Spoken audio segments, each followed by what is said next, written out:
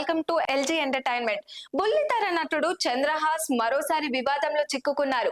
ఇటీవల ఓ audio release function లో అసభ్యకరమైన పాటలు పాడిన ఘటనకు సంబంధించి ఆయనపై మరో కేసు నమోదైంది. ఈ ఘటన హైదరాబాద్ లోని జూబ్లీ హిల్స్ ప్రాంతంలో చోటు చేసుకుంది. పోలీసులు తెలిపిన వివరాల ప్రకారం ఈ నెల 1న జూబ్లీ హిల్స్ లోని దస్పల్లా హోటల్లో జరిగిన బరాబర్ ప్రేమిస్తా సినిమా ఆడియో రిలీజ్ ఫంక్షన్ కు చంద్రహాస్ హాజరయ్యారు.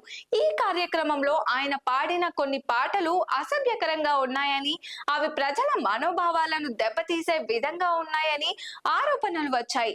ఆ పాటల వీడియోలు సోషల్ మీడియాలో వేగంగా వైరల్ కావడంతో ఈ అంశం మరింత పెద్దదిగా మారింది. ఈ ఘటనపై కానిస్టేబుల్ నితీష్ కుమార్ ఫిర్యాదు మేరకు జూబ్లీ హిల్స్ పోలీసులు చంద్రహాస్ పై కేసు నమోదు చేశారు.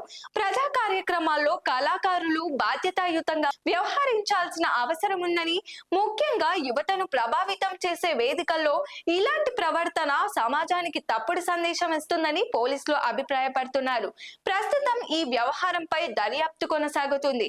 ఇప్పటికే ఒక ఆడియో ఫంక్షన్ లో బూతుపాటల వ్యవహారంతో విమర్శలు ఎదుర్కొన్న చంద్రహాస్ ఈ కేసుతో మరింత ఒత్తిడిని ఎదుర్కొంటున్నారు.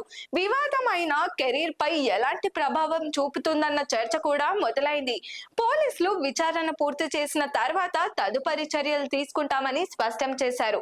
మరి దీనిపైన మీ ఒపీనియన్ ఏంటో కామెంట్ చేయండి.